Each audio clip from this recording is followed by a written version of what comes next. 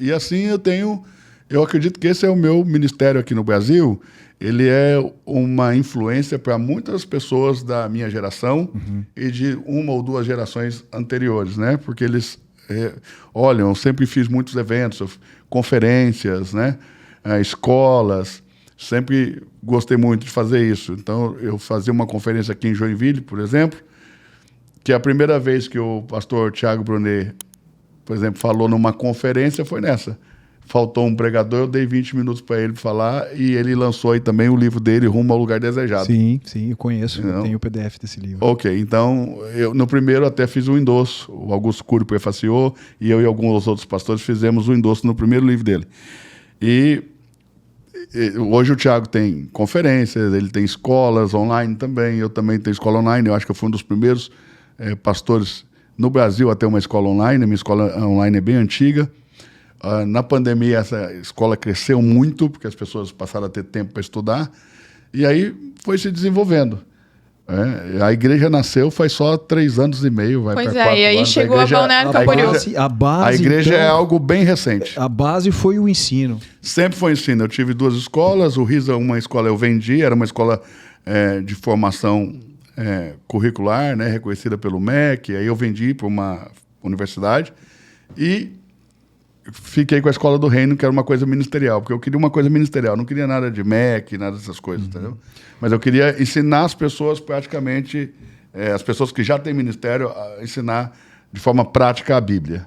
Bom, pessoal que está nos assistindo, hoje quem está chegando agora, é uma honra para nós aqui estar conversando com o pastor Eduardo Reis, com tanto fundamento, com uma trajetória conectadas aí com grandes nomes do digital, revelando aqui agora para nós também. Então, assim, aproveita essa oportunidade, que o nosso tempo é tão curtinho aqui com ele hoje. Quem tiver pergunta, já manda ali pergunta também. Fique à vontade para questionar aqui e vamos absorver o conhecimento do pastor Eduardo. Enquanto vocês mandam perguntas, a gente já faz essa conexão agora com a fundação, com o fundamento da Igreja Reino aqui em Balneário Camboriú, da onde surgiu e... Eu estou em Balneário Camboriú tem 10 anos, vai fazer agora 10 anos que eu moro aqui, né? No mesmo lugar, no mesmo prédio, no mesmo apartamento, nesses anos todos. Eu me mudei para cá, eu era pregador itinerante, eu pregava pelo Brasil todo, então, geralmente as igrejas compravam a minha passagem, eu ia lá, pregava, ensinava, eles me davam uma oferta, era assim que eu vivia, né? Eu abri uma empresa de palestras nesse tempo para poder justificar esses recursos. Então, eu emiti uma nota para eles como palestrante e eles me pagavam por esse trabalho. E eu fiz isso nas igrejas por, acho que, mais de 20 anos. E nas mais importantes igrejas do Brasil, eu preguei em quase todas. Né? Passei muito tempo pregando. Então, eu morava em Cascavel. Havia ali uma experiência de fundar uma igreja, mas eu não tinha nenhum chamado pastoral. Então, eu consagrei um pastor e deixei lá. E aí eu disse para minha esposa, o trabalho está feito. Por que nós fomos para Cascavel? Porque eu estava conversando com um amigo meu que é pastor de uma igreja que nós fazíamos parte, a nossa igreja batista, o pastor jubilou, o filho dele assumiu e eles viraram videira, como a videira lá de Goiânia, do pastor Luiz, eles caminhavam juntos. Então, essa igreja virou videira. E, numa conversa com um dos nossos amigos, quando a nossa igreja ainda era só mentorada ali pela videira, ele disse, olha, Cascavel é um cemitério de pastor. Todos os pastores que nós mandamos para lá não deu certo. Entendeu? Eles não conseguiam implantar a igreja lá, porque Cascavel era uma cidade fechada, sabe? Então, quem era de lá já estava estabelecido, quem de fora não se desenvolvia. Geralmente não entrava. Então, eu já havia mandado algumas pessoas para lá e não tinha dado certo. Eu falei, é para lá que eu quero ir, eu vou para lá. E cheguei lá e fundei a igreja como igreja batista. Né? A gente colocou a placa lá, igreja batista e tudo. 3 meses depois, tivemos que tirar e pôr videira, porque o pastor acabou passando por essa transição. O filho do pastor que assumiu a igreja, né? E aí a gente começou a andar com a videira aí de Goiânia, do Luiz. Eu deixei um pastor lá, que está lá até hoje, pastoreando, e falei para minha esposa, missão está cumprida, a igreja está estabelecida, vamos embora, morar em outro lugar. E a gente ia para Alphaville, porque a minha escola ficava lá, eu tinha que ir para lá toda semana, o aeroporto de Cascavel é um aeroporto pequeno, a gente não tinha tanta facilidade de voos, vamos morar lá, é mais logístico, é melhor. E aí cheguei a olhar um lugar para morar lá, em Alphaville, tinha um apartamento do Cafu, que o irmão dele foi mostrar para mim lá.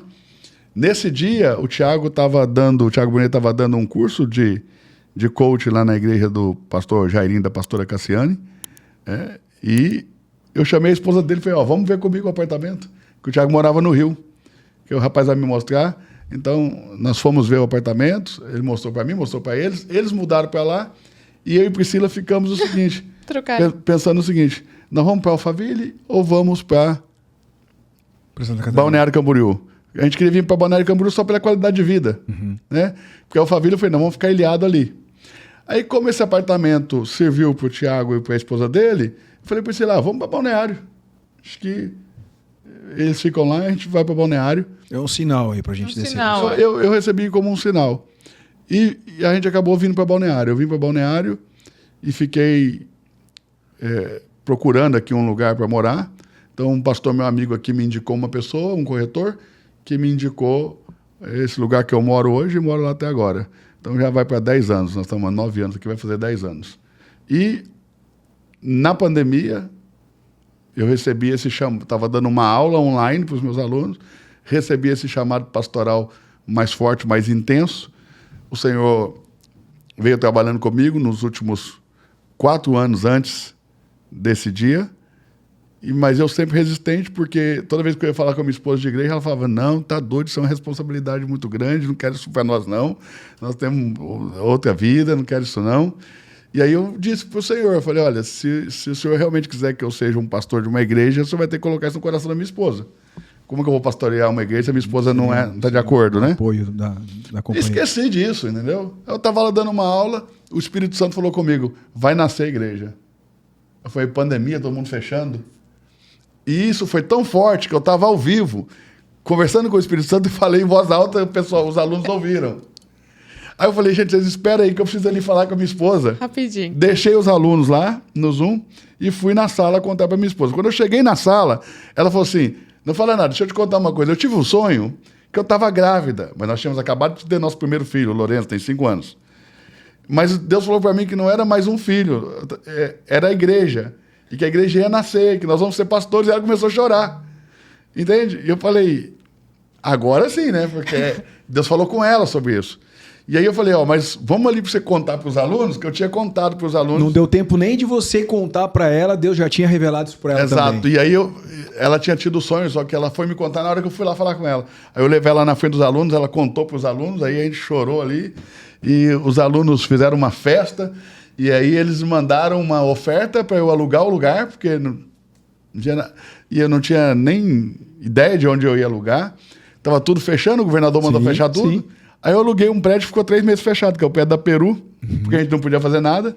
Fica só orando e esperando abrir de novo. E quando o governador abriu que as igrejas funcionassem, nós fizemos a primeira reunião com os meus alunos que vieram do Brasil inteiro, que eu tinha aluno do Brasil inteiro. Sim, sim. E a gente fez a primeira reunião com umas 30 pessoas. Olha só. E eu falei para ela, espere domingo que vem vai ficar eu, você e o Lourenço, né? Eu falei para minha esposa Priscila, porque os alunos vão embora. E a gente, apesar de a gente morar em Balneário há muito tempo, eu tinha relação nenhuma com a cidade. Eu vivia pregando. Às vezes eu chegava aqui, era tipo 11h30 da noite, no último voo que tinha de São Paulo para cá, e saía às 6 horas da manhã de novo. Né? No outro voo, voltando. Sim. Porque eu pregava literalmente todo dia, praticamente.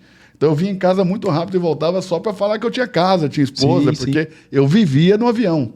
Teve um ano que eu passei mais tempo voando do que no chão, praticamente.